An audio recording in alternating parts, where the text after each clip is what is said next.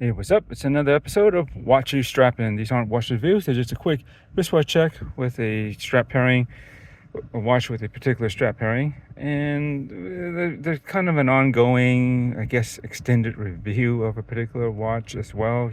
I would consider it that as well, because I usually share some additional thoughts on a particular watch as I'm doing these. Something that comes to mind over time. Anyways, I am back on the Sinn 155S. This is a limited edition of 300 pieces, collab with Revolution watches, and yeah, you can tell this is they nicknamed the Bright Star. This is their latest collab with Sinn, and they did do a Dark Star before. Very similar, but there's quite a number of differences between that. But anyways, this one has the star basically. It's kind of very subtle. I like the fact that it doesn't scream out like with the Revolution logo really loudly. It's just kind of subtly there, and for the most part, it disappears. And even when you loom up this watch at night, the star is very subtle because it's black loom. It's not very strong, but you get a little hint of that, and that's basically, I think, why they call this a bright star, because the star will glow. Not particularly bright, but I suppose brighter than the previous version that had the star on the dial, because that one didn't glow at all. Yeah, so let's get to the strap real quick. I forget the exact model. I'll try to find this. It's inexpensive strap, but I always like this one. They come in a couple of colors. It's from Hadley-Roma, and I'm sure that I don't remember the rest of them. Or it starts with the MS model number, but it'll be in the description if I can find it. And these are not that expensive. I think they're roughly around $20, more or less. But the quality's fine. It's just basically I don't know, would you consider this a hybrid? It's got leather a little bit here, and then the rest of it is canvas, but around the holes, yeah, it's reinforced with some leather here too. And yeah, I've always liked this style. I've had them in a couple of colors. One with khaki, I think, with I believe it has the leather parts are in brown, also in brown with on the leather parts. But there's a one they call brown, but to my eyes, the canvas actually looks more like an olive drab or olive green to me. For some reason, just the type of brown that they chose for the canvas. It looks more like olive green to my eyes, but that one looks pretty cool too. And yeah, I just wanted, it's Sunday, I wanted to give it a try on a different strap that I haven't had on this yet. And I was thinking this will look pretty good, except the hardware is silver normally. And you can see here, maybe, it says StrapHabit. No, it's not a StrapHabit strap.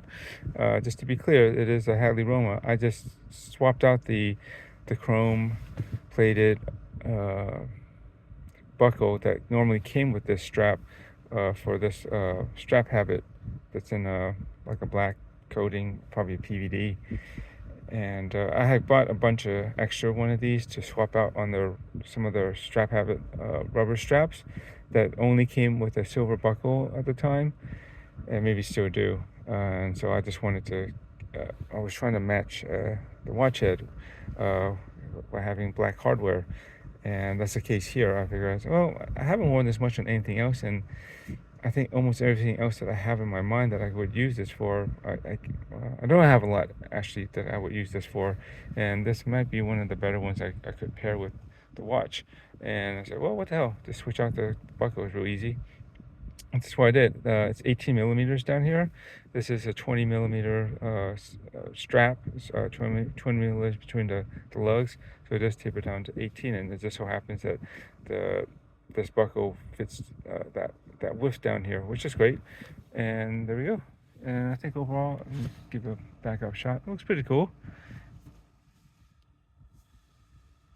I think it works pretty nicely.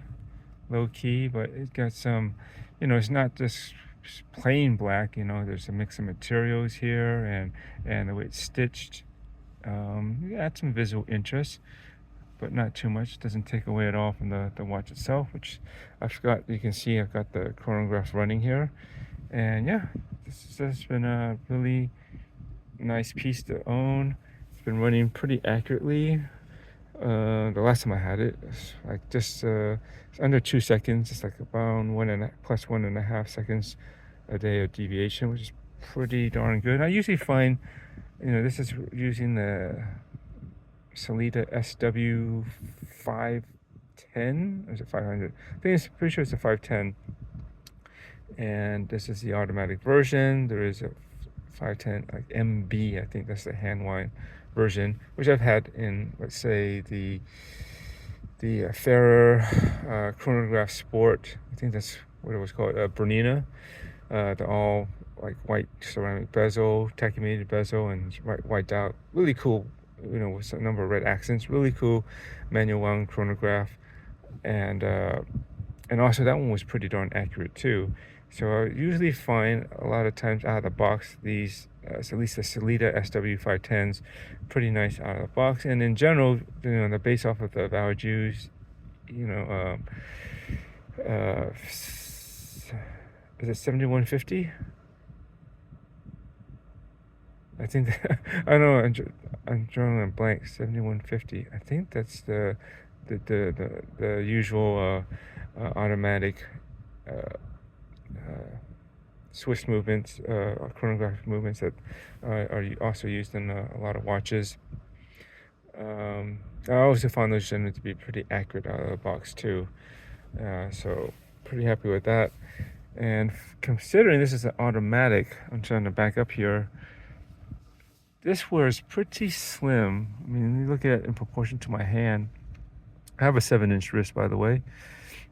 And this case is a 43, which is the proper classic measurement for a Bundeswehr style of military chronograph watch. And yeah, I mean, I have to say, I can't see much difference in thickness between this, how it wears at least on the wrist, between this and maybe a manual wind movement where they don't obviously have the rotor in there.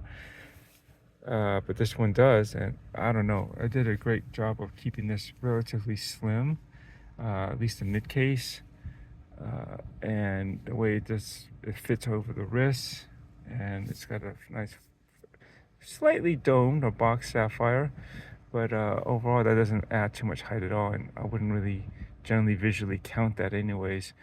But yeah, there we go. And lug to lugs might be sort of on the long side.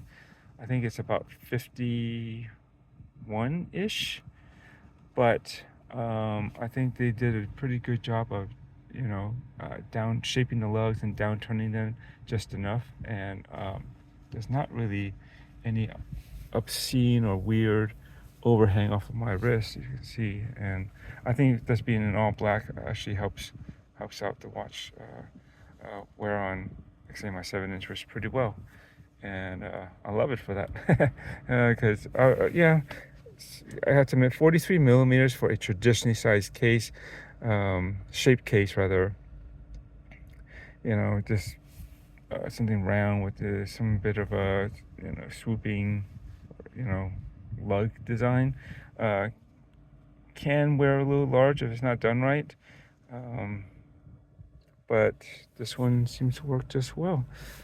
I mean, I did test drive this style of watch with a much less expensive one when HK Ed was making this style of homage watches, and I had one. It just took back in my videos. Geez, it must have been at least 3 years by now. But I used to have one, and very close to this design and look, except the case was silver, just matte blasted silver, and but I found that one actually worked surprisingly well too. It actually had really nice downturn on the lugs, and yeah, that helps a lot. I mean, you can have a long lug to lug, lug side to lug in to lug in like that measurement, but as long as it curves down around your wrist well enough, it's not just sitting straight across really flat and just hovering, hanging there, it should be no problem. It shouldn't leave too much of a gap. Hopefully they did it right. such as this case here. Yeah, just really like this style of watch. There's many automatic or mechanical chronograph pilot style watches you can get out there. I really like this one. This has always gravitated towards me when I first saw and learned about the Heuer Bundeswehr that they used back in, I guess you were around since the 60s or 70s and I'm pretty sure through the 80s as well.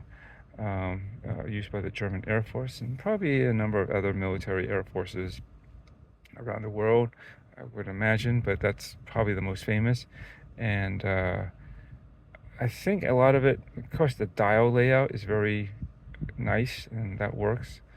But it's something to do with this timing bezel, the way that the numbers, the font that they use, the position, the size, and something about the index markings too. I like how thin and clean the lines are, especially the longer ones. Something about the way they just stretch all the way out to the edge. It's just a very appealing look to me with the overall package. Yeah. Anyways, there we go. I think I've rambled long enough, and just wanted to show this pairing. Not bad, inexpensive, but I don't think it looks bad or cheap or anything. I think it works well with this style of watch, and there we go. Gonna enjoy that, and I'll probably rock this through the work week when it starts tomorrow, but I will probably switch it out because, again, I usually wash and clean my watches every day after work, and just like to keep them clean. It does get dirty at my workplace and in my environment, and I need to be able to wash the straps as well, keep those nice and clean. And if there's been sweating or just generally dirt or grime or whatever from the day, washing something like this with leather, and not so much the canvas but the leather part of it, probably wouldn't be such a good idea unless it's some synthetic leather or somehow protected. But I'm pretty sure something like this from Hadley-Roma at this price range, which is roughly around $20, probably not going to be like that. Unless, again, maybe if it was cheap enough, it was synthetic. But it is, there is real leather on this. It does say so on the inside of the strap. So yeah, I'm just going to probably switch it to a NATO style strap later. There we go. Thanks for watching, and have fun and enjoy your watches.